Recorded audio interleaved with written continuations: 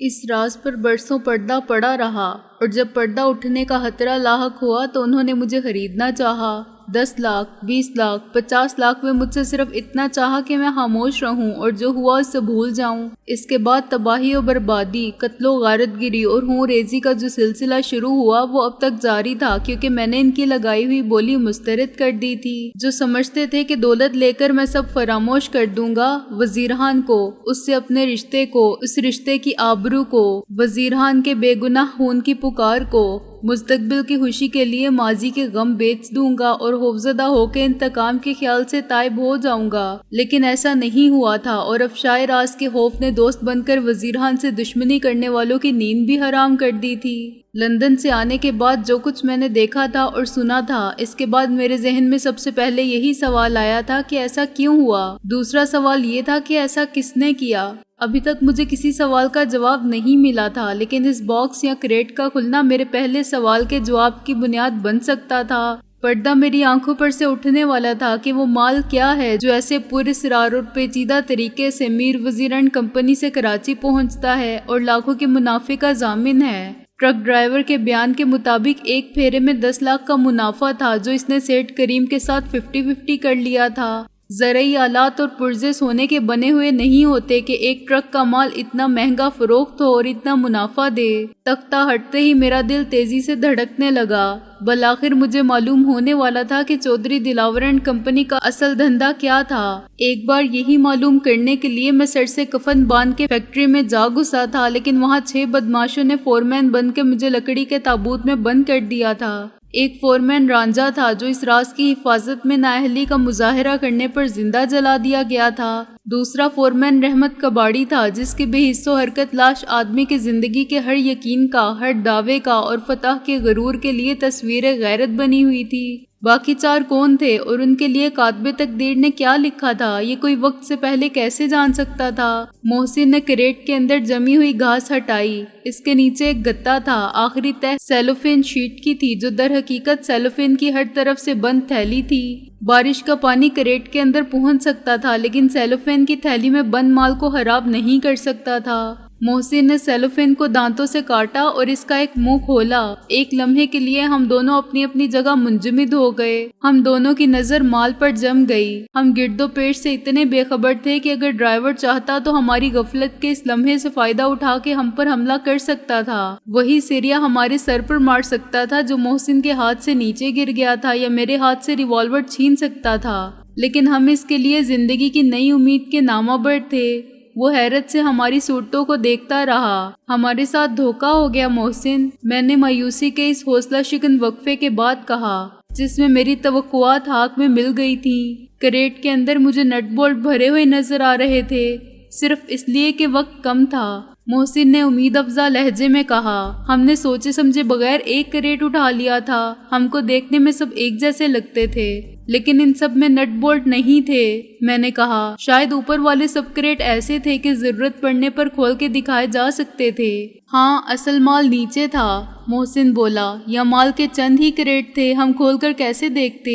یہ بھی تو ہو سکتا ہے محسن، میں نے ایک فوری خیال کے تحت کہا، کہ نٹ بولٹ اوپر ہی ہوں، نیچے ذرا دیکھ۔ میں نے تھیلی کو کھینچ کر باہر نکالنا چاہا لیکن پلاسٹک کی تھیلی وزن سے پھٹ گئی۔ محسن نے کریٹ الٹ دیا۔ ایک بار پھر ہمیں مایوسی ہوئی، اس میں ایک ہی سائز کے نٹ بولٹ تھے۔ شکر ہے تیرا میرے مولا، فقیر نے صدا لگائی اور ہم نے پلٹ کر دیکھا تو وہ انگڑائی لے کر اٹھ بیٹھا تھا لیکن ہماری طرف بالکل متوجہ نہ تھا۔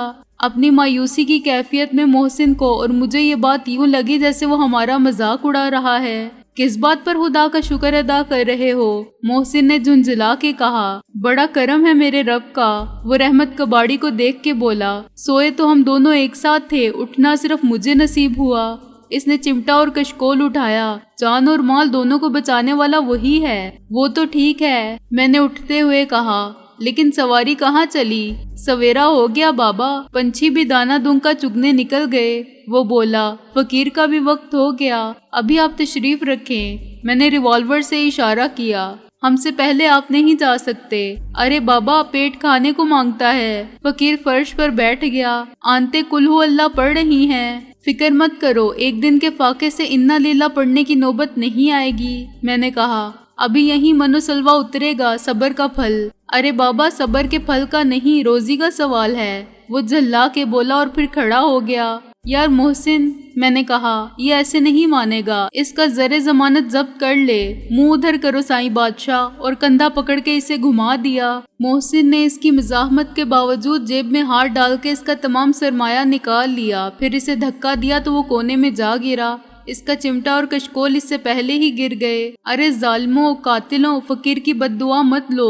وہ اپنے قبا سے ناک صاف کر کے پھس پھس رونے لگا۔ میرا مال کھاؤ گے تو بری موت مرو گے، ہضم نہیں ہوگا تمہیں، آرام سے بیٹھے رہو گے تو مال واپس مل جائے گا، میں نے کہا، ورنہ مال کیا ہم تمہیں بھی کھا جائیں گے اور ہضم بھی کر لیں گے۔ پھر میں محسن سے مخاطب ہوا، میں گاڑی لے کر جاتا ہوں اور ناشتے کے لیے کچھ لے کر آتا ہوں، اس گاڑی سے فوراً نجات حاصل کرنی ضروری ہے۔ محسن نے فرینچ میں کہا جو میں اور وہ گزارے کی حد تک جانتے تھے۔ اس کے مالک نے پولیس میں رپورٹ ضرور لکھوائی ہوگی۔ میں باہر نکلا تو سورج بھی نکل رہا تھا۔ میرے پاس تقریباً 28,000 روپے نقد تھے۔ 20,000 میں نے رشوت لی تھی، 5,000 نقد رابعہ نے دیے تھے اور 3,000 اس وردی کے ساتھ ہی آئے تھے۔ اس کے علاوہ میرے پاس ایک چیک تھا جس کے اعداد غیر اہم تھے، ان سے کہیں زیادہ بیش قیمت خلوص، محبت اور اعتماد کا وہ جذبہ تھا جو اس کاغذ کے پرزے میں بھی خوشبو بن کے سما گیا تھا۔ ایک بار پھر مجھے تھرموس کی ضرورت کا احساس ہوا۔ میں نے ماڈل ٹاؤن کے بازار کا رخ کیا۔ ایک ریسٹورنٹ میں ناشتہ کرتے ہوئے میں نے طے کیا کہ اب مجھے پولیس کی وردی میں پھرنے اور کاریں چھیننے کی مزید واردات کرنے کی ضرورت نہیں۔ خطرات جتنے کم ہوں اتنا ہی اچھا ہے۔ نقد رقم اتنی تھی کہ ہم ایک سیکنڈ ہینڈ گاڑی خرید سکتے تھے جو ہمیں کراچی پہنچا دے۔ رجسٹریشن تو اس کی پہلے سے ہوگی، ٹرانسفر کے لیے فرضی نام استعمال کرنے سے ہم محفوظ ہو جاتے تھے، بشرط یہ کہ ہم اسی نام سے ڈرائیونگ لائسنس بھی حاصل کر لیں۔ میں نے 4 انڈوں کا آملیٹ بنوایا، ایک پوری ڈبل روٹی کے سلائس کٹوا کے مکھن لگوایا، تھرموس میں چائے بھروائی اور انتہائی مشتبہ نظروں سے دیکھنے والے مینیجر کو گھورتا ہوا ریسٹورنٹ سے باہر آ گیا۔ میری سمجھ میں نہ آیا کہ کسی ریسٹورنٹ کا مینیجر اتنا بہادر کیسے ہو سکتا ہے کہ ایک باوردی پولیس انسپکٹر کو اشتعال دلائے، اور وہ بھی کسی وجہ کے بغیر۔ میں نے تو بل بھی پورا ادا کیا تھا۔ جب میں کار سٹارٹ کر رہا تھا تو وہ ٹیلی فون کا ریسیور اٹھا چکا تھا اور گردن آگے بڑھا کے کار کا نمبر نوٹ کرنے کی کوشش کر رہا تھا۔ میرا ماتھا ٹھنکا، کہیں نہ کہیں کوئی گڑبڑ والی بات تھی۔ واپسی کے بجائے میں نے کار کو سیدھا دوڑایا اور چند منٹ میں کئی موڑ کاٹنے کے بعد ریسٹورنٹ سے کئی میل دور لے گیا۔ ریسٹورنٹ مینیجر کے رویے نے مجھے پریشانی میں مبتلا کر دیا تھا۔ مزنگ کی ایک سڑک پر میں نے کار کو روکا ہی تھا کہ ایک اخبار والا میرے سامنے آ گیا۔ اخبار صاحب، اس نے کھڑکی کے قریب آ کے کہا۔ میں نے اسے 1 روپیہ دیا اور اخبار خرید لیا۔ میرا ارادہ تھا کہ گاڑی کو یہیں چھوڑ دوں اور رکشہ یا ٹیکسی لے کر واپس جاؤں۔ تھوڑا سا دم لینے کے لیے میں نے اخبار کھولا اور سرخیوں پر نظر دوڑائی، لیکن صفحہ پلٹتے ہی میری نظروں کے سامنے برقی سی کوندی اور پل بھر کے لیے میرا دل دھڑکنا بند ہو گیا۔ مقامی خبروں والے صفحے پر میری تصویر مسکرا رہی تھی، وہی تصویر جو میرے پاسپورٹ پر بھی موجود تھی۔ تصویر کے اوپر لکھا تھا مطلوب ہے، اور نیچے تفصیلات میں یہ تھا کہ یہ شخص جو سکندر بخت والوزیر خان ہے اور کبیر بھی کہلاتا ہے، پولیس کو قتل اور راہزنی کی متعدد وارداتوں میں مطلوب ہے۔ اس کے خلاف راولپنڈی اور لاہور میں دوہرے قتل کے مقدمات درج ہیں اور عدالت اسے مفرور قرار دے چکی ہے۔ اس نے پولیس انسپکٹر کی وردی اور ریوالور سے فائدہ اٹھاتے ہوئے راہ چلتے لوگوں کو روک کر کم سے کم 2 کاریں چھینی ہیں۔ اس کی گرفتاری یا نشاندہی کرنے والے کو 10,000 روپے کا انعام دیا جائے گا۔ اشتہار پولیس کی طرف سے تھا، لیکن مجھے شک ہوا کہ اس میں اگر چودھری دلاور اینڈ کمپنی کا ہاتھ نہیں تو عین ممکن ہے یہ انکل رضوی کی کوشش کا نتیجہ ہو۔ فرض شناسی میں وہ پہلے سے بہت نیک نام تھے، لیکن اب میں ان کی بدنامی کا باعث ہو رہا تھا۔ انکل رضوی اب صفِ دشمناں میں شامل ہو چکے تھے اور مجھ پر ان کی شفقت کا سایہ نہیں رہا تھا۔ معلوم نہیں یہ تصویر کتنے اخباروں میں چھپی تھی اور اب تک کہاں کہاں پہنچ چکی تھی۔ صورتحال انتہائی سنگین ہو گئی تھی۔ ایک ریسٹورنٹ کے مینیجر نے مجھے یقیناً شناخت کر لیا تھا۔ اب تک اس نے پولیس کو فون کر دیا ہوگا اور یہ بتا دیا ہوگا کہ ملزم 1965 ماڈل کی سفید کارٹینا میں کہاں دیکھا گیا ہے اور کدھر گیا ہے۔ شاید اس نے کار کا نمبر بھی لکھوا دیا ہوگا۔ فوری طور پر مجھے بہت سے لوگوں کا خیال آیا، رابعہ اور شہلا کا، انکل شیروانی کا اور فوزیہ کا، استاد ٹیڈی کا اور میرے دوسرے وکیل عبدالودود منظر کا۔ وہ سب کیا سوچیں گے اور کس طرح میری مدد کریں گے؟ اچانک وہ سب جو کل تک میری طرف تھے چودھری دلاور اینڈ کمپنی میں شامل ہو گئے تھے اور پولیس ان کے ساتھ ہو گئی تھی۔ 3 ताकतवर दुश्मन एक हो गए थे और मैं अकेला रह गया था। 2 शिकारी वाकई ताकतवर थे, यानी पुलिस और दिलावर एंड कंपनी। तीसरा फरीक इसलिए ताकतवर था कि इनके मुकाबिल मेरी जज्बाती कमजोरी थी। वो खुद मेरी कमजोरी थे। वो सब जानते थे कि मैं बेगुनाह हूँ, लेकिन इनका यकीन कोई कानूनी दलील नहीं था। ये फैसला तो अदालत को करना था और वो मजबूर थे कि मुझे अदालत से बाइज्जत तौर पर जिंदा रहने का हक दिलवाएं। दूसरी तरफ मेरी अमली दुश्वारियां, जिनकी वजह से मैं इंसाफ हासिल करने का मुरवज्जा तरीकाकार इख्तियार नहीं कर सकता था। और अब जैसे जैसे वक्त गुजर रहा था, मेरे और दुनिया के नुक्ताए नजर के दरमियान फासला बढ़ता जा रहा था। इंसाफ हासिल करने की जद्दोजहद में मेरे साथ होने वाली नाइंसाफी में इजाफा हो रहा था। मैंने बड़ी इज्जत में गाड़ी स्टार्ट की और वापसी की राह इख्तियार की। पहली वीरान सड़क पर आते ही मैंने कार को एक दीवार के साथ रोका और रुमाल से अंदर बाहर वो जगह साफ कर दी जहां मेरे फिंगरप्रिंट मिलने का इम्कान था। अब अपनी वर्दी से निजात हासिल करना भी इतना ही जरूरी था, लेकिन मेरे पास दूसरे कपड़े नहीं थे और मैं बाजार जाते हुए डरता था। अभी मैं कुछ तय नहीं कर पाया था कि मैंने अपने सामने से साइकिल पर एक पोस्टमैन को आते देखा। इसे 9 बजे डाकखाने ड्यूटी पर पहुंचना होगा, मैंने सोचा। और इस गरीब ने अभी अखबार कहाँ देखा होगा। इस मुल्क में तो अखबार खरीद कर पढ़ना भी वो अयाशी है जिसका शौक सबको नहीं होता। ख्वाह इनके पास फुर्सत, तालीम और पैसा सब कुछ हो। मैं इत्मीनान से बाहर निकला और पोस्टमैन को इशारे से करीब बुलाया। वो सरासीमा नजर आने लगा और करीब आने से पहले ही साइकिल से उतर गया। जब वो साइकिल को स्टैंड पर खड़ी कर रहा था तो मैंने मौके से फायदा उठाया। इसकी आवाज तक न निकल सकी और मैंने इसे कार की पिछली सीट पर लिटा दिया। 5 मिनट में इसकी वर्दी मेरे जिस्म पर थी और खाने पीने का सब सामान पुलिस की वर्दी समेत डाक के थैले में समा गया था। हाकी वर्दी हासी बोसीदा थी, चुनाचे जब मैं कार के दरवाजे बंद करके और चाबी वहीं छोड़ के साइकिल पर पैडल मारता रवाना हुआ तो मेरी ज़हनी कैफियत बहुत अजीब थी। मैंने शायद बचपन में साइकिल चलाई थी, अब इस पर सवारी करना मुझे बहुत मुज़हिका हेज लगा। ये ख्याल भी बहुत अजीब था कि इस वक्त मुझे देखने वाले क्या समझते होंगे। वो तसव्वुर भी नहीं कर सकते कि मैं कौन हूँ। इंग्लैंड से आला तालीम पाके लौटने वाला एक सनतकार, एक प्रिंस या दुनिया के नुक्ता नजर से जाली इंस्पेक्टर, दोहरे कत्ल की वारदातों में मतलूब, एक मफरूर और इश्तिहारी मुजरिम। कोई कैसे सोच सकता है कि डाकिये के इस फरसूदा बैग में इंस्पेक्टर पुलिस की वर्दी ही नहीं, एक रिवॉल्वर भी है और 28,000 रुपए नकद भी हैं। पोस्टमैन की डाक और नकद रकम मैंने इसके पास कार ही में रख दी थी। एक जगह मुझे पब्लिक टेलीफोन का साइन बोर्ड नजर आया। दुकान एक हार्डवेयर स्टोर थी, लेकिन अंदर स्टूल पर एक बच्चा था। उगवे हिस्से में एक दरवाजा था। मैं अब्बा को अंदर से बुलाता हूँ। वो मुझे गाहक समझ के बोला, नाश्ता कर रहे हैं वो। नहीं बेटा, रहने दो, मैंने कहा। मुझे सिर्फ फोन करना था, 1 रुपया होगा, बच्चे ने बड़ी मतानत से कहा और रुपया एक संदूकची में डाल दिया। इस शरह पर वो बिल अदा करके भी कुछ ना कुछ यकीनन बचा लेते होंगे। मैंने दिलावर के घर का नंबर मिलाया। चौधरी साहब अस्सलामु अलैकुम, मैंने कहा। मैं रांझा फोरमैन बोल रहा हूँ जनाबे आली। अच्छा, दिलावर ने खासी देर के बाद कहा। कहाँ से? आलमे अरवाह से जनाबे आली, मैंने कहा।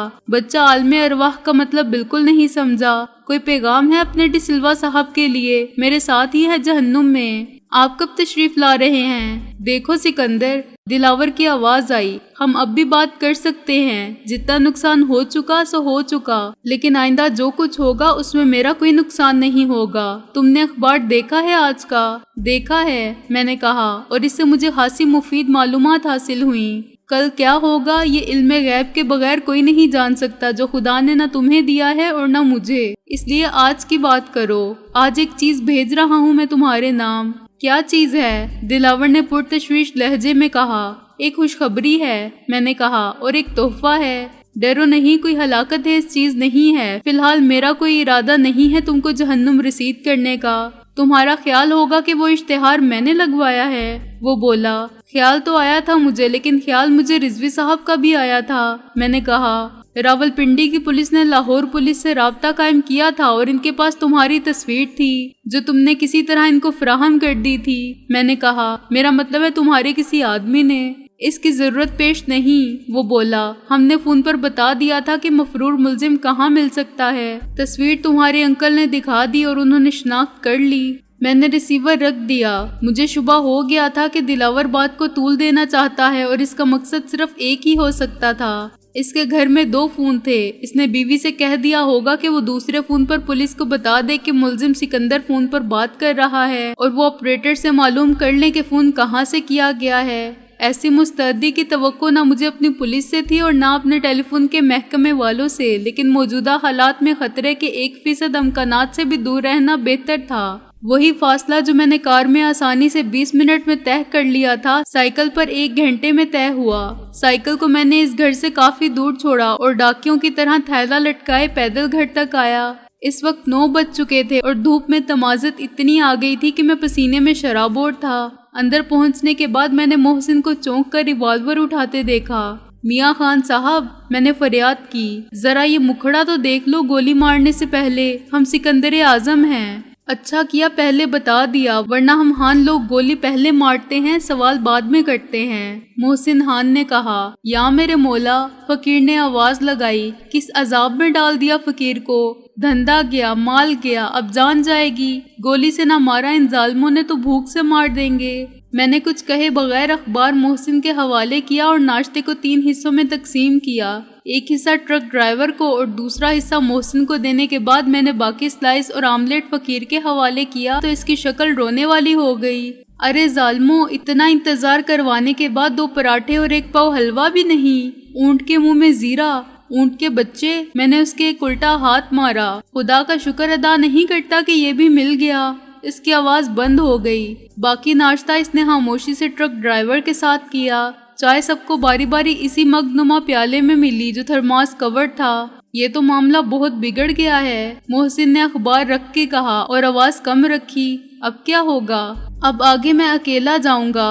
میں نے کہا. میں نے اپنا حلیہ بدل لیا ہے، تو واپس جائے گا. میں ان حالات میں تیرا ساتھ نہیں چھوڑ سکتا. محسن نے قطعی لہجے میں کہا. گفتگو فرینچ میں فرمائیے، پہلے میری بات سن لے. میں نے کہا. رابعہ عورت ہے، وہ جب دل چاہے اکیلی گھر سے نہیں نکل سکتی. تو میرے اور رابعہ کے درمیان رابطے کا کام کر سکتا ہے، صرف اس لیے کہ وہ میری وکیل ہے اور میں اس کا موکل ہوں. ہمیں باہمی صلاح مشورے کی ہمیشہ ضرورت پڑے گی. ہم ٹیلی فون پر بات نہیں کر سکتے اور میں نے کوئے یار کا رخ بھی کیا تو شکاری مجھے سوئے دار لے جائیں گے. وقت اور مقام طے ہو جانے کے بعد بچھڑے ہوں کو ملانا تیری کوشش پر منحصر ہے. اس کا ثواب تجھے مفت میں ملے گا. میں نے یہ طے کیا ہے کہ اس ٹرک ڈرائیور کے ساتھ کراچی جاؤں گا اور کار میں جاؤں گا جسے یہ ڈرائیو کرے. کوئی اور گاڑی چھین لی ہے کیا؟ محسن نے کہا. اخبار دیکھنے کے بعد. نہیں، اب تو شہر جا. میں نے کہا. کوئی اچھی سی پرانی گاڑی خرید. 20-22 ہزار تک اچھی گاڑی مل جانی چاہیے. مجھے ایک سوٹ کیس چاہیے اور کچھ کپڑے. اس تصویر کی اشاعت کے بعد تو ہر لباس میں پہچانا جائے گا. محسن بولا. باہر پھرنے کے لیے میرے پاس 3 ڈریس ہوں گے. میں نے کہا. ایک تھانے دار کا، ایک ڈاکیے کا اور ایک فقیر کا. اور ان تینوں میں سے کار کا مالک کون ہوگا؟ محسن نے کہا. کار کسی فرضی نام سے آج ہی ٹرانسفر بھی کروانی ہے. میں نے کہا. ڈرائیونگ لائسنس اس کے پاس ہوگا. تو اس ٹرک ڈرائیور پر بہت اعتماد کر رہا ہے. محسن نے کہا. وہ کسی بھی وقت اس پوزیشن میں نہیں ہوگا کہ مجھے دھوکہ دے سکے. میں نے کہا. بیوی بچوں والا آدمی ہے اور زندہ رہنا چاہتا ہے، مرنا پسند نہیں کرے گا. شو روم 10 بجے کھل جاتے ہیں، سو 50 روپے خرچ کر کے تو 1 گھنٹے میں ٹرانسفر وغیرہ کی کاروائی مکمل کر سکتا ہے. باقی شاپنگ مکمل کر کے 12 بجے تک لوٹ آ. شام تک اور بھی بہت سے کام ہے، جس کے بعد مجھے کراچی جانا ہے اور تجھے رابعہ کے پاس. وہ عورت پہلے ہے، وکیل بعد میں. اسے کسی قسم کی جذباتی حماقت نہ کرنے دینا اور یقین دلانا کہ میں بالکل خیریت سے ہوں اور بہت جلد واپس آ جاؤں گا. وہ پوچھے گی نہیں کہ کل سے کہاں تھے. محسن نے کہا. اور انکل کو کیا جواب دوں گا؟ انکل سے کچھ بھی کہہ دینا، ناراض تو وہ بہرحال ہوں گے. میں نے کہا. رابعہ سے کہنا کہ منظر سے مشورہ کرے اور میرے خلاف پنڈی والے مقدمات کی پیروی کرے. وہ خود یا پنڈی میں اس کا کوئی دوست. کہنا صرف یہ ہے کہ پولیس کی کہانی جھوٹی ہے. سکندر بخت اغوا ہوا تھا اور اس کے بعد سے اب تک لاپتہ ہے. اغوا کی رپورٹ لکھوا دی گئی تھی لیکن پولیس اسے برآمد نہیں کر سکی تو اس کے خلاف یہ جھوٹا چکر چلا دیا ہے اپنی نااہلی پر پردہ ڈالنے کے لیے. لیکن تیری عدم موجودگی میں مقدمہ خارج تو نہیں ہوگا؟ محسن بولا. ہاں، حاضر تو مجھے ہونا ہی پڑے گا کبھی نہ کبھی. میں نے کہا. لیکن اس عرصے میں منظر کاروائی جاری رکھ سکتا ہے، گواہ وغیرہ پیش کر سکتا ہے کہ جس دن یہ واقعہ پیش آیا میں لاہور میں تھا یا راولپنڈی میں تھا. اس بات کا پولیس کے پاس کیا ثبوت ہے؟ اصل بات یہ ہے کہ وہ اغوا کیا گیا تھا اور اس کے چشمدید گواہ بنے۔ باقی وہ شخص خود بتا سکتا ہے کہ اغوا کرنے والے کون تھے اور اسے کہاں لے گئے تھے۔ اس عرصے میں کراچی سے میرا رجسٹرڈ لیٹر موصول ہوگا انکل رضوی کے نام۔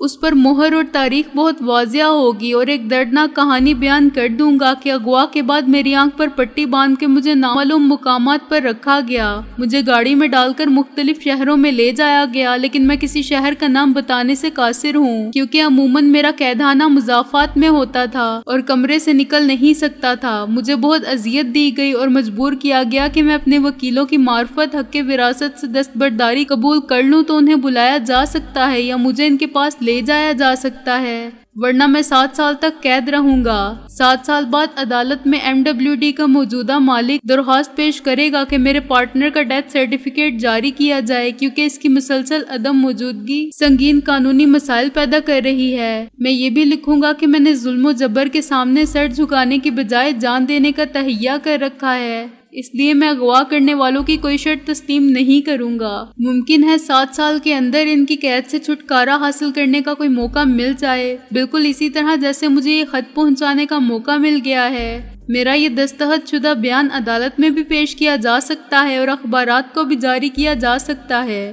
شامت پولیس کی آ جائے گی اور کیس بہت کمزور پڑ جائے گا۔ ایک امیدوار بھی ہے، شاید میری تصویر اخبار میں دیکھ کر ایک عورت گواہی دینے عدالت پہنچ جائے۔ اس مقتول نرس روبی کی ماں، وہ پہلے ہی بیمار اور لبے گوٹ تھی۔ روبی کی موت کے بعد پولیس نے اس سے کوئی بیان نہیں لیا تھا، یہ میں نے اخبار میں دیکھ لیا تھا۔ روبی کی ماں کہیں اصغر مال روڈ کے قریب رہتی تھی اور اس کا نام شیبہ ہے۔ اس نے مجھے نہیں دیکھا لیکن وہ سب کچھ جانتی ہے کہ روبی کو قتل کرنے والا کون ہو سکتا ہے کیونکہ روبی کی لاش پیٹر کی لاش کے ساتھ ملی تھی۔ وہ دونوں محبت کرتے تھے اور روبی کی ماں کو اس کا علم تھا۔